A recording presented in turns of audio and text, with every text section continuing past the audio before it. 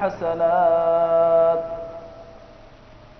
كعامل الحسنات كلها أو كما قال النبي عليه الصلاة والسلام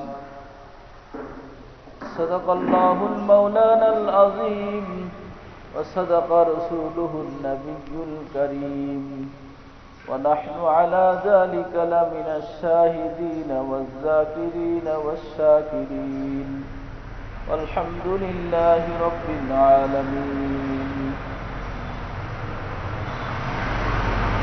سبحانك لا علم لنا إلا ما علمتنا إنك أنت العليم الحكيم سبحان ربك رب العزة عما يصفون وسلام على المرسلين والحمد لله رب العالمين আলহামদুলিল্লাহ আল্লাহ সুবহানাহু ওয়া তাআলার দরবারে অসংখ্য অগণিত শুকর যে আল্লাহ সুবহানাহু ওয়া তাআলা আমাদেরকে অতি দয়া করে মায়া করে ভালোবেসে আল্লাহর ঘর মসজিদে আগে আগে আসার তৌফিক দান করেছেন। কালিমাতুশ শুকর পড়ি আলহামদুলিল্লাহ। সম্মানিত হাজিরিন, আজ রমজান মুবারকের তৃতীয় জুমাজ, রহমতের 10 দিন পার হয়ে মাগফিরাতেরও শেষ পর্যায়ের দিকে, শেষ ভাগে। আজ 17ই রমজান। আল্লাহ তো আল্লাহ তাআলা আমাদেরকে যে এই বরকতময় সময়ে দুনিয়ার সমস্ত ঝামেলা থেকে ফারেক করে আল্লাহর ঘর মসজিদে আগে আগে যে আসার তৌফিক দান করেছেন, এই জন্যই শুকরিয়া আলহামদুলিল্লাহ। তারই সাথে সাথে বিশ্ব মানবতার মুক্তির দেশেরই বিশ্বজগতের রহমতের কান্ডারি মুহাম্মদ আরবি সকলে মুহাম্মদে পড়ি সাল্লাল্লাহু আলাইহি ওয়াসাল্লাম। এমন এক নবীর উম্মত হিসেবে আমাদেরকে প্রেরণ করেছে, যে নবীর হায়াত কম ছিল কিন্তু আমল অনেক বেশি ছিল।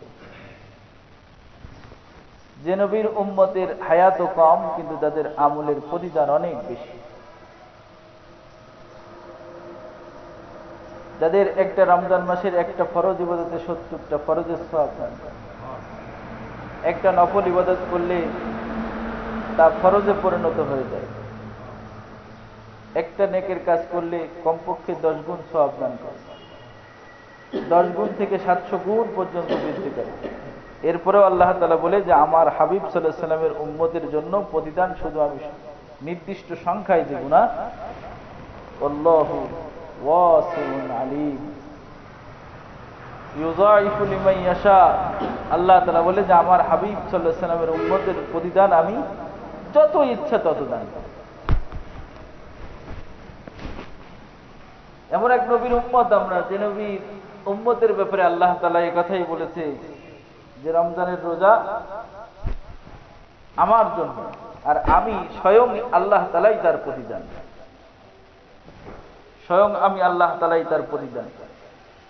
সম্মানিত হাজিরিন, আজ এত বরকতময় মাস পেয়েও যদি আমরা আমাদের গুনাহ খাতা মাফ করাইতে না পারি, তাহলে জিবরাইল আমাদের জন্য বদদোয়া করেছে যে আমাদের ধ্বংস হবে। আল্লাহ তাআলা আমাদের সকলকে বদদোয়া থেকে হেফাজত করে, বলেন আমিন। সম্মানিত হাজিরিন, পৃথিবীর সৃষ্টি লগ্ন থেকে নিয়ে পর্যন্ত যত দিন যাচ্ছে তত আধুনিকতা বাড়ছে,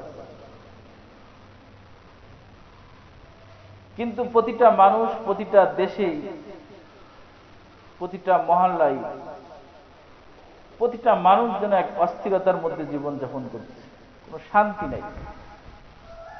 কিন্তু শান্তির উপকরণ কিন্তু কম নাই তাদের কাছে। এক সময় শান্তির উপকরণ কম ছিল, বাহ্যিকভাবে উপকরণ ছিল না, কিন্তু তাদের অন্তরে শান্তি ছিল। এক সময় মানুষ না খেয়ে রোজা রেখেছে, তবুও শান্তি ছিল তাদের, তাদের কলবে এক রকম শান্তি অনুভব করত। না ছিল বাহ্যিকভাবে তাদের দুনিয়াবি কোনো উপকরণ তাদের কাছে ছিল, না তাদের কাছে উন্নত চিকিৎসা বিজ্ঞানও তাদের কাছে পৌঁছেছিল, তখন হয়েছিল তাদের না ছিল উন্নত কোনো চিকিৎসা, না ছিল এরকমভাবে দুনিয়ার ভোগ বিলাসের লাইনেও তাদের কাছে এমন কোনো সরঞ্জামাদি বা এমন কোনো উপকরণ তাদের কাছে পৌঁছায়নি, কিন্তু তারা এক জীবন যাপন করেছে যেটা এক শান্তির জীবন যাপন, যেটা কোনো টাকা আর পয়সা দিয়ে ক্ষমতার জোরে এগুলা অর্জন করা যায় না। কিন্তু আজ প্রতিটা মানুষের কাছে যদি উদাহরণত বলা হয় যে করোনা ভাইরাস, মানুষ এটা থেকে বাঁচার জন্য যতগুলো মাধ্যম বলা হয়েছে, যে বারবার হাত ধোয়ার জন্য, মাস্ক ব্যবহার করার জন্য, নিজেকে সামাজিক দূরত্বে রাখার জন্য, এরপরেও রেখেও কিন্তু মানুষ তার থেকে বেঁচে থাকতে পারেনি।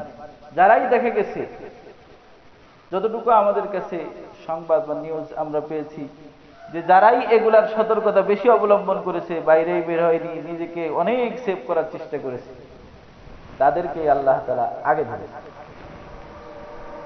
কারণ আল্লাহ তাআলার পক্ষ থেকে যখন আযাব আর গজব আসে, আল্লাহর আযাব তো এমনই। নূহ আলাইহিস সালাম বলে যে তোমরা যদি আমার কথা না মানো, তো নৌকা তৈরি করতেছে, যে তো বলে যে প্লাবন আসবে, পানি আসবে।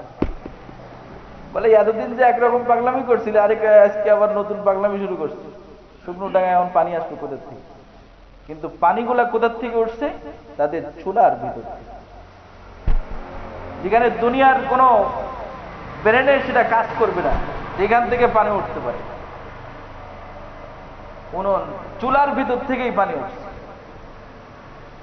তো আল্লাহ যদি কাউকে ধরে, মুসা আলাইহিস সালামের উম্মতকে ওরকম 5 ধরনের শাস্তি দিয়ে আল্লাহ তাআলা তাদেরকে শায়েস্তা করেছে। তার ভিতরে একটা ছিল যে খাদ্যের মধ্যে ব্যাঙ, মানে যেখানে দেখো সেখানে সব ব্যাঙ। ভাত রান্না কর, ভাতের হাঁড়িতে ব্যাঙ ভরে গেছে, গরম ভাত রান্না হয়েছে, তরকারির মধ্যে ব্যাঙ, চুলার মধ্যে ব্যাঙ, যেখানে যায় ব্যাঙ। সব একবার দিল রক্ত, এমন রক্ত, মানে পানি যা খায়, পানি খাবে কি করে? যেটা ধরে সেটাই রক্ত হয়ে যায়। মুসা আলাইহিস সালামের উম্মত পানি খাইতেছে, আর এ বলতেছে যে ভাই তোর একটু পানি দে আমার, ওর হাতে দেশে সাথে সাথে রক্ত। বলে তুই এক কাজ কর, তুই একটু মুখে করে আমার মুখে দে, তবু একটু পানি খাই। আল্লাহ ছাড় দেয় কিন্তু ছেড়ে দেয় না। তো এর মুখ থেকে ওর মুখেই দিয়েছে, ওর মুখে যাওয়ার সাথে সাথে রক্ত হয়ে গেছে। তো আল্লাহ তাআলা যদি কাউকে ধরে, তাহলে কেউ সেই ধরা থেকে ছাড়তে পারে না, ছুটতে পারে না। এই জন্য প্রতিটা মানুষ আজ এই করোনার জন্য সকলেই আতঙ্কিত, সকলেই নিরাপদ স্থানেই অবস্থানের চেষ্টা করতেছে। নিজের সে স্বভাবেই সে নিজে সতর্ক থাকার চেষ্টা করতেছে যে আক্রান্ত হবে না, কিন্তু তাকেই ধরে ফেলছে। যে আল্লাহ তাআলা যদি কখনো এরকম আল্লাহর পক্ষ থেকে এরকম ধরা আসে, কোনো উপকরণ, কোনো মাধ্যম তাকে বাঁচাইতে পারে না। এটাই আমার মূল কথা। কিন্তু আজ যে মানুষ এই অস্থিরতা আর এই বিপদের সম্মুখীন, এই মুসিবতের, বলে আরেকটা কি একটা ভাইরাস নাকি বের হয়েছে, এটা আমাদের দেশে পাওয়া যায়নি, কিন্তু অন্য দেশে নিউজ পাওয়া গেছে যে তাকে নাকি অ্যাটাক করলে সাথে সাথে সে কাঁপতে কাঁপতে সাথে সাথেই জায়গায় ডেড হয়ে যাচ্ছে। এই মুসিবত থেকে বাঁচার উপায় কি? এই মুসিবত থেকে নাজাতের উপায় কি? নাজাতের উপায় কি? এ কথা বুঝাতে যে কিতাবের ভিতরে একটা ঘটনা নিয়ে আসছে, যে হযরত মূসা আলাইহিস সালাতু ওয়াস সালামের কাছে তৎকালীন যুগে একজন খুব বিজ্ঞ একজন ব্যক্তি, আফলাতুন, তিনি হযরত সাইয়েদনা মূসা আলাইহিস সালামের কাছে জিজ্ঞাসা করে, আল্লাহর নবী, যদি আসমান আর জমিনটা যদি কামান হয়ে যায়, কামান, আর মুসিবত আযাব গজব গুলা যদি তীর হয়ে যায়, আর তার নিক্ষেপকারী যদি স্বয়ং আল্লাহ তাআলা হয়, বলেন ওগো আল্লাহর নবী, এ থেকে নাজাতের উপায় কি? হযরত সাইয়েদনা মুসা আলাইহিস সালাতু ওয়াস সালাম সেদিন বলেছিল যে উপায় হলো যে তীর নিক্ষেপ করতেছে তার কাছেই চলে যাও, তাহলে আর তীর লাগবে না। যদি কেউ মারতে যায় তার কোলেই গেলে কিন্তু আর মার লাগে না, তার থেকে দূরে লাগলেই কিন্তু মার লাগে। সেই জন্য এই মুসিবত, চীন তারা বাহ্যিকভাবে কিন্তু একটা সমৃদ্ধশালী দেশ, অনেক ধনী দেশ, কিন্তু তাদের যখন করোনা অ্যাটাক করছিল, কই তাদের এই শক্তিতে কিন্তু ক্ষমতা, এই টাকা পয়সা, এই প্রভাব প্রতিপত্তি, এত বিজনেস, এত কিছু, তাদের কিন্তু কোনো পরিত্রাণ দিতে পারে না। ভারতে মহামারীর থেকেও তার মহামারী শুরু হয়ে গেছে ভারতে, কই? এজন্য যখন কোনো মানুষ আল্লাহর থেকে দূরে হয়ে যায়, আল্লাহ তাকে যখন দূরে হয়ে যায়, তো আল্লাহর নিক্ষেপ মুসিবত আর গজবের আযাব, গজবের মুসিবতের তীরগুলা তার গায়ে দিয়ে তীর্থ হয়।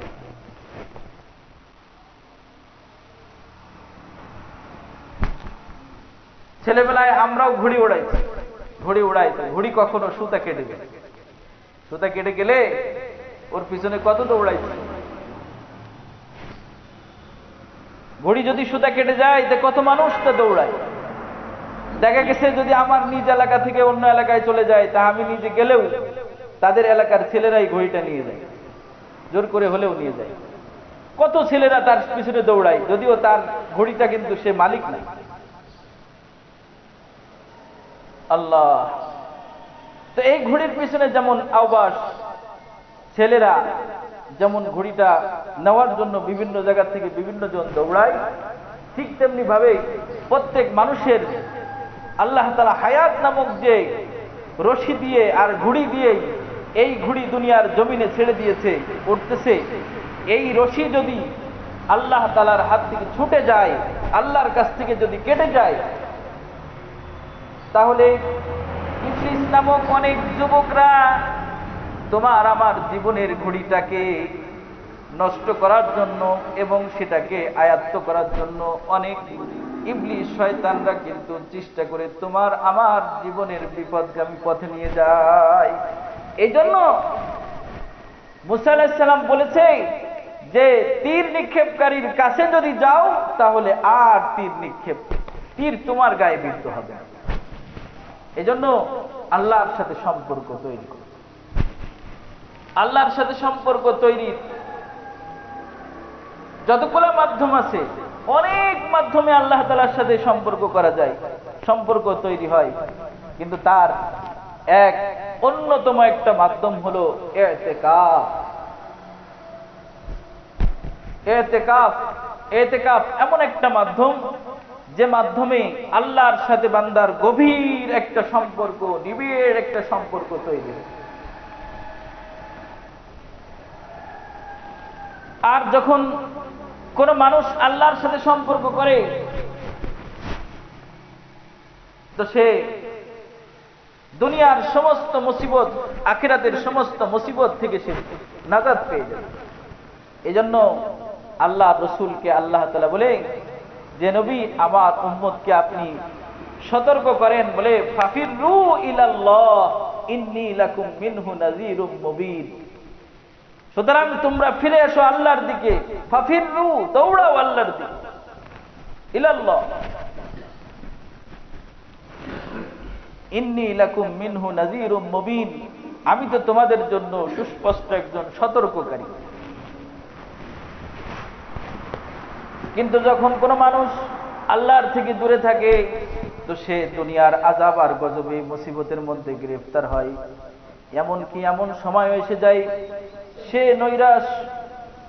নৈরাশ্য ভাষায় সে বলতে থাকে, মাদা নাসরুল্লাহ, এত মুসিবতে আমি পড়েছি, আল্লাহ কি দেখে না? আল্লাহর সাহায্য কখন আসবে? কিন্তু তুমি তো সাহায্য নেওয়ার, যেমন তোমার যুবক নামক ঘড়িটা উঠতেছে, যদি তুমি অন্য পথে যেতে চাও, মালিকের হাতে যদি রশি থাকে, মালিক নামায় দেয়। নিরাপদ স্থানে নিয়ে যাওয়ার চেষ্টা করে। ঘড়িটা উঠতে উঠতে কখনো গাছের ভিতরে যেতে চায়, মালিক তাকে রশিটা নিজের কাছে টেনে তাকে নিরাপদ স্থানে নিয়ে যেতে চায়। কিন্তু এই রশিটা যদি মালিকের হাত থেকে ছুটে যায়, তাহলে কিন্তু ঘড়ি নিজেই কিন্তু বিপদের মুখে চলে যায়। তো ঠিক তেমনি ভাবে কোন বান্দা আর বান্দি যদি আল্লাহর সাথে সম্পর্ক কেটে যায়, রশি ছিঁড়ে যাওয়া ঘড়ির যে দশা হয়, ঠিক আপনার আমার জীবনের দশা ঠিক তেমন হবে। এই জন্য আল্লাহর সাথে সম্পর্কের মাধ্যম হলো ইতিকাফ। ইতিকাফ, ইতিকাফের ব্যাপারে এত গুরুত্ব দেওয়া হয়েছে সূরাতুল বাকারা 125 নম্বর আয়াতে আল্লাহ তাআলা নিজেই বলে, ওয়াহিদনা ইলা ইব্রাহিম ওয়া ইসমাঈল, আমি ইব্রাহিম আলাইহিস সালাম এবং ইসমাঈল আলাইহিস সালাম উভয়কেই আমি তাকিদ করেছি, গুরুত্ব দিয়েছি, তাদেরকে নির্দেশ দিয়েছি, নির্দেশ করেছি তাদেরকে কি, আন তাহহিরা, পবিত্র রাখবে, বাইতিয়া, আমার ঘরকে, বাইতুল্লাহকে, কাদের জন্য, লিত্তাইফিনা ওয়াল আকিফিন, যারা তাওয়াফ করে তাদের জন্য, ওয়াল আকিফিনা, যারা ইতিকাফ করবে তাদের জন্য, ওয়া রুকআইস সুজুদ, এবং যারা রুকু করবে, সিজদা করবে তাদের জন্য আমি আমার ঘরকে এমন সম্মানিত দুইজন নবীকে দিয়ে আমি এই নির্দেশ করেছি তাদেরকে যে আমার ঘরকে যেন তারা পবিত্র রাখে। ইতিকাফ কত গুরুত্বপূর্ণ। ইতিকাফের ব্যাপারে বলেছে, ওয়াল আকিফুনা ফিল মাসাজিদ, তোমরা ইতিকাফ করবে কোথায়, মসজিদে, পুরুষে মসজিদে ইতিকাফ করবে। আর ইতিকাফ করলে কি হবে, পুরস্কার স্বরূপ আল্লাহ তাআলা ঘোষণা করেছে, লাআল্লাহুম ইয়াত্তাকুন, তোমরা মুত্তাকি হয়ে যাবে, তোমরা মুত্তাকি হবে। যেমন রোজা রাখলে লাআল্লাকুম তাত্তাকুন বলেছিল যে তোমরা মুত্তাকি হবে রোজা রাখলে, লাআল্লাহুম ইয়াত্তাকুন, ইতিকাফ করলেও তোমরা মুত্তাকি হয়ে যাবে। মাকসাদে ইতিকাফ, ইতিকাফের উদ্দেশ্য বলে, ইতিকাফের উদ্দেশ্য হলো নিজেকে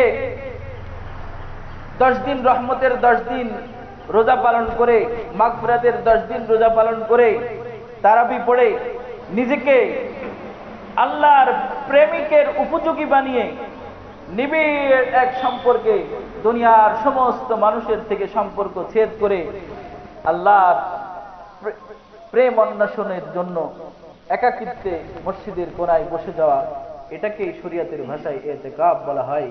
যেটা রাসূল করিম সাল্লাল্লাহু আলাইহি সাল্লাম তার নবুয়াতের পূর্ব ক্ষণে রাসূল করিম সাল্লাল্লাহু আলাইহি সাল্লাম 40 দিন হীরা গুহায় যে ইতিকাফে রত ছিল, এটা হলো রাসূলের জীবনের প্রথম ইতিকাফ। যেদিন এই ইতিকাফ সমাপ্তি ঘটেছিল, সেদিনই আল্লাহ তাআলা জিবরাইল আমিনের দ্বারা ওহী আল্লাহ রাসূলের কাছে প্রেরণ করেছিল। এমন একজন নবীকেও আল্লাহ তাআলা ইতিকাফের মাধ্যমে নবুয়াত পাওয়ার উপযোগী করে তারপর তাকে নবুয়াত দান করেছেন। সূরা ইকরা নিয়ে হামিলে ওহী হযরত জিবরাইল আমিন আলাইহিস সালাতু ওয়াস সালাম এসে হাজির হয়েছে রাসূল করিম সাল্লাল্লাহু আলাইহি সাল্লামের দরবারে।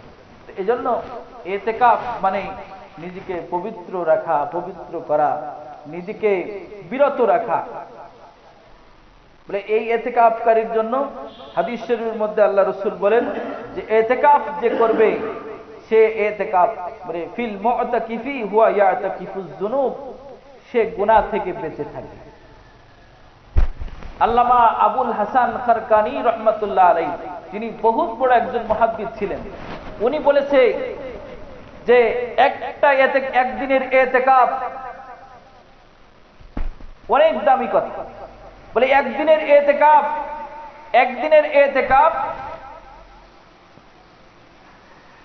সে ইতিকাফ করার কারণে যেমন পুরা গুনাহ থেকে বেঁচে থাকে, তো একদিনের ইতিকাফ যে করলো সেজন্য কেমন আমার আপনার নবী জনাবে রাসূলুল্লাহ সাল্লাল্লাহু আলাইহি সাল্লামের পুরা একটা দিন তার সোহবতে থাকলে যে পরিমাণ নেকি আর মানুষ গুনাহ থেকে বেঁচে যায়, এই জামানায় একটা মানুষ যদি মসজিদে একদিনে ইতিকাফ করে তো সে যেন কেমন আল্লাহর যে কোনো পৃথিবীর যে কোনো মসজিদে এক কোনায় বসে শুধু একাকী ইতিকাফ করলো না, সেজন্য কেমন আখিরি জামানার নবীর সামনেই একটা দিন অতিবাহিত করল।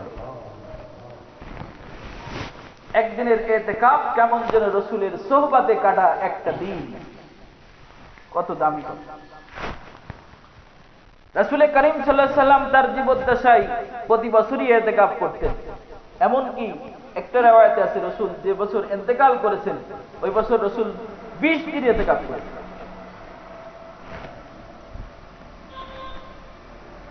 রাসূলের ইন্তেকালের পরে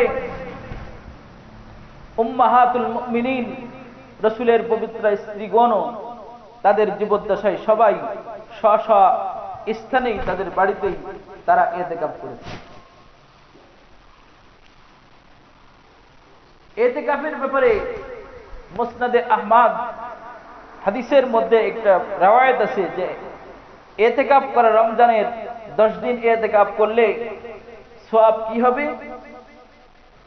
ইতিকাফু ফি রমজানিল আখির, রমজানের আখিরি রমজানের 10 দিবসে যদি কেউ ইতিকাফ করে কা হজ্জাতাইনি ওয়া উমরাতাইনি, কেমন যেন সে 2টা কবুল হজ এবং কেবল যেন 2টা কবুল উমরার সওয়াব তার আমলনামায় লেখা হয়।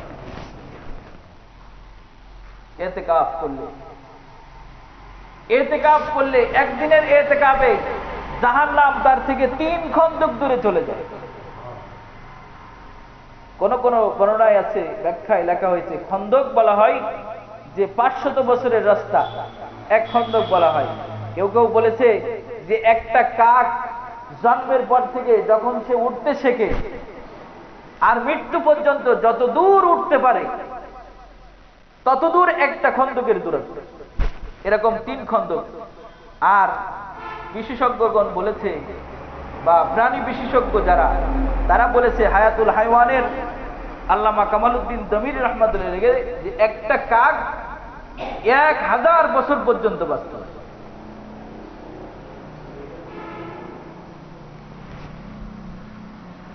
তো ইতিকাফ আল্লাহ, ইতিকাফ এমন এক ইবাদত, আর এই ইতিকাফের মধ্যে আছে মহিমান্বিত রজনী, যেটাকে বলে শবে কদর। এই মহিমান্বিত রজনী সেটা হলো আছে এই রমজানের শেষ 10 দিন। হাদিস শরীফের ভিতরে আছে যে রাসূল করিম সাল্লাল্লাহু আলাইহি সাল্লাম বলেন যে জিবরাইল আমিন এই কদরের রাতে এক ফেরেশতাদের ফি কাবকাবাতিন মিনাল মালাইকা বাহা বিহিম জিবরাইল ওয়া ফি কাবকাবাতিন মিনাল মালাইকা, সে ফেরেশতাদের এক বৃহৎ জামাত নিয়ে পৃথিবীর জমিনে অবতরণ করে। আর প্রত্যেক দণ্ডায়মান ইবাদতকারী, বসে ইবাদতকারী, তেলাওয়াতকারী, জিকিরকারী, দোয়া মশগুল এমন ব্যক্তিদের সকলের পরে সে সালাম বর্ষিত। একথাই সূরা কদরের মধ্যে বলেছে তাতানাজ্জালু উল মালাইকাতু ওয়ার ফিহি ওয়ার রূহ, তানাজ্জালুল মালাইকাতু ওয়ার রূহ ফিহা বিইذনি রাব্বিহিম মিন কুল্লি সালামুন হিয়া হাত্তা মাতলাইল ফজর। এটা ফজর পর্যন্ত সে এরকম করতে থাকে, ফজর পর্যন্ত এরকম করতে থাকে। কদরের রাত্রি হাদিস শরীফের মধ্যে রাসূল করিম সাল্লাল্লাহু আলাইহি সাল্লাম বলেন মান কামা ঈমানান ওয়া ইহতিসাবান, মান কামা লাইলাতুল কদরি ঈমানান ওয়া ইহতিসাবান গুফিরা লাহু মা তাকাদ্দামা মিন যামবি, যে ব্যক্তি কদরের রাত পেয়ে ইবাদত বندگی করে আল্লাহ তাআলা তার পিছনের গুনাহ মাফ করে দেয়, আল্লাহ তাআলা তার পিছনের গুনাহ মাফ করে দেয়। হযরত সাইয়েদনা ঈসা আলাইহিস সালাতু ওয়াস সালাম একদিন একদিন ভ্রমণে বের হয়েছে। আর এই ভ্রমণে বের হয়ে এক পাহাড়, উনি ওই পাহাড়টা দেখে বড় আশ্চর্য হয়ে পাহাড়ের দিকে আগাচ্ছে। পাহাড়ে একটু উঠবে, হঠাৎ করে দেখে পাহাড়ের এক সাইডে একটা সাদা একটা পাথর এবং খুব মজবুত একটা পাথর। তো পাথরটার দিকে উনি আশ্চর্য হয়ে পাথরের চতুর্পাশ থেকে উনি ঘুরতেছে। আল্লাহ তাআলা জিজ্ঞাসা করে, ঈসা তুমি এই পাথরটা দেখে আশ্চর্য হয়েছো না? বলে, হ্যাঁ আল্লাহ, আমি আশ্চর্য হয়েছি। বলে, তুমি কি এটা চাও যে আমি তোমাকে এর থেকে আরো আশ্চর্য জিনিস দেখাই? বলে, অবশ্যই। আল্লাহ তাআলা বলে যে, ঈসা তোমার হাতে যে লাঠি আছে, লাঠি দিয়ে আঘাত করো পাথরে। পাথরে আঘাত করলো, 2 ভাগ হয়ে গেল পাথর। পাথর 2 ভাগ হলো, আর 2 ভাগ হওয়ার পর দেখতেছে যে পাথরের ভিতরে একজন বৃদ্ধ, সে ইবাদতে মশগুল, নামাজ পড়ছে। ও হুয়া ইউসাল্লি, সে নামাজ আদায় করছে। তার শরীরে আছে পশমের পোশাক, হাতে আছে একটা ছড়ি, তার চোখের সামনে অর্থাৎ তার সামনেই রয়েছে আঙ্গুর। জিজ্ঞাসা করলো, ইয়া শাইখু, ইয়া শাইখু, জিজ্ঞাসা করে যে, হ্যাঁ আমার শায়েখ। বলে, এটা কিভাবে, মানে যে আমি এটা কি দেখলাম? মিন হাযাল্লাযী আরা, এটা আমি কি দেখলাম? বলেছে, তখন তিনি বললেন যে হাযা রিজকি ফি কুল্লি ইয়াউমিন, এটা আমার প্রত্যেক দিনের রিজিক। কাম তা'বুদাল্লাহ ফি হাযিহিল হাজার, এই পাথরের মধ্যে তুমি কতকাল ইবাদত করো? বলে, 400 সানাতিন, আমি 400 বছর এখানে ইবাদত বন্দেগী করি। এরপর উনি আল্লাহর কাছে জিজ্ঞেস করে, আল্লাহ আমি জানি না বা আমি বলি না একথা যে আপনি এর থেকে আর উত্তম কোন মাখলুক, আপনি কোন উত্তম কোন সৃষ্টি আপনি সৃষ্টি করেছেন, এটা আমার জানা নাই যে এর থেকে আরো উত্তম কোন সৃষ্টি আপনি সৃষ্টি করেছেন কিনা। বলে, ঈসা তুমি জানো না যে সে তো 400 বছর এখানে ইবাদত করেছে, আর আমি এমন এক নবীর উম্মত পাঠাবো যাদের এক রাতের ইবাদত হলো 1000 রাতের থেকে, 1000 বছর থেকেও আরো উত্তম সওয়াব, 1000 মাস থেকেও আরো উত্তম সওয়াব তাদের আমলনামায় লেখা হবে। বলে, আল্লাহ কারা তা? বলে, তারা হলো শেষ জামানার নবীর উম্মত, আমার হাবিব সাল্লাল্লাহু আলাইহি সাল্লামের উম্মত, যাদের একটা রাত, বলে আল্লাহ তাআলা রাসূল করিম সাল্লাল্লাহু আলাইহি ওয়াসাল্লাম, ইন্না আনজালনা ফি লাইলাতিল কদর, নিশ্চয় আমি কোরআনকে কদরের রজনীতে নাযিল করেছি। ওমা আদরাকা মা লাইলাতুল কদর, আপনি কি জানেন সেই কদরের রাত্র কি? এটা জিজ্ঞাসা করে মানুষকে আরো কথাটা গুরুত্বের জন্য। তো রাসূল করিম সাল্লাল্লাহু আলাইহি ওয়াসাল্লামকে এই কথা জিজ্ঞেস করে, ওমা আদরাকা মা লাইলাতুল কদর, এরপর আল্লাহ তাআলা নিজেই বলেন, লাইলাতুল কদরি খায়রুম মিন আলফি শাহর, 1000 মাস থেকে উত্তম সব তার আমলনামায় লেখা হবে যদি শুধু কদরের রাতে ইবাদত করে। এজন্য আমাদের চাই, আজ বিভিন্ন জায়গায় বিভিন্ন মানুষ বিভিন্ন মুসিবতের মধ্যে গ্রেফতার। যে কথাটা আমি শুরুতেই বলেছিলাম যে মানুষ আজ যতই দুনিয়াবি উপকরণ মানুষের কাছে বাড়তেছে, মানুষের মধ্যে অস্থিরতা আর মুসিবতের মধ্যে গ্রেফতার হইতেছে। কঠিন অপরিচিত এক এক রোগ, যে রোগের কোনো ট্রিটমেন্ট নেই, আর যে রোগ একবার হইলে তার কোনো চিকিৎসাও কোনো শেষ নেই, diabetes, heart attack, brain stroke, এরকম ইত্যাদি ইত্যাদি যে সমস্ত রোগ এখন আমাদের সামনেই দেখেছে, এসব রোগের নাম আমরা তো ছোটবেলায় তো এসবগুলা শুনিনি, তো সেদিনকে এখন এই করোনা ভাইরাস এটা যে শুরু হয়েছে, আল্লাহ জানে এর শেষ আছে কিনা, এখন আবার নতুন করে কি আসবে। তো এজন্য যে কথাটা আমি শুরুতেই বলেছি সে কথাটা আবার একবার স্মরণ করাই, যে হযরত মুসা আলাইহিস সালামের কাছে আফলাতুন জিজ্ঞাসা করে যে, মুসা যদি এমন হয় যে আসমান আর জমিন যদি কামান হয়ে যায়, আর আসমান জমিনের ঘটে যাওয়া আযাব গজব আর মুসিবত গুলা যদি সব তীর হয়ে যায়, আর এই তীর নিক্ষেপকারী যদি স্বয়ং আল্লাহ হয়, তাহলে ও আল্লাহর নবী মুসা বলো যে এর থেকে বাঁচার উপায় কি? বলে, হ্যাঁ বাঁচার উপায় আছে, বাঁচার একটা মাত্র উপায়, সেটা হলো যে তীর নিক্ষেপ করে তার কাছেই চলে যাও, তার কাছেই চলে যাও। তো যে আঘাত করতে চায়, যদি লোকটা তার কাছেই চলে যায়, কিন্তু আঘাতটা কিন্তু ওইভাবে তার গায়ে লাগতে পারে।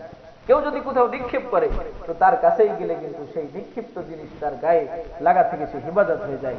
এজন্য আসো সবাই আল্লাহর সাথে সম্পর্ক তৈরি করি, ইতিকাফের মতো এমন একটা ইবাদত যে ইবাদতের ব্যাপারে আল্লাহ রাসূল বলেছে যে কাআমিলিল হাসানাতি কুল্লিহা, সে ইতিকাফ করার কারণে সে মানুষ আত্মীয় স্বজনের হক আদায় করতে পারে না, সে একটা রোগীর সেবা শুশ্রূষা করতে পারে না, জানাজার নামাজ আদায় করতে পারবে কিন্তু জানাজার সাথে সে কবরস্থানে যেতে পারবে না। তো কবরস্থানে যাওয়ার জন্য যে সব হাদিস শরীফের ভিতরে আছে যে যদি কোনো মানুষ জানাজার শেষে যদি ওই লাশের সাথে যদি সে কবরস্থান পর্যন্ত যায়, প্রতি কদমে একটা করে নেকি লেখা হয়, একটা করে গুনাহ মাফ হয়। এই সব থেকেও সে মাহরুম, বঞ্চিত, এই সুযোগ তার থাকলো না। সে তার স্ত্রী পুত্রের হক আদায় করতে পারে না, সে মানুষের সাথে স্ব মানুষের সাথে দেখা করে সালাম মুসাফা করার সুযোগ থাকে না। তো এই যতগুলো ইবাদত বন্দেগী সে মসজিদে ইতিকাফ করার কারণে সে করতে পারতেছে না, ওগুলা করলে যে পরিমাণ নেকি হয় ওই পরিমাণ নেকি ও মসজিদে বসে থাকলেও তার অটো তার আমলনামায় লেখা হবে, অটো তার আমলনামায় লেখা হবে। আর ইতিকাফকারী ব্যক্তি গুনাহ থেকে হেফাজত থাকে, প্রতি মুহূর্তে তার ইবাদতের সওয়াব লেখা হইতে থাকে। তাহলে তো আমাদের সবাইকে ইতিকাফে বসে যাওয়া দরকার।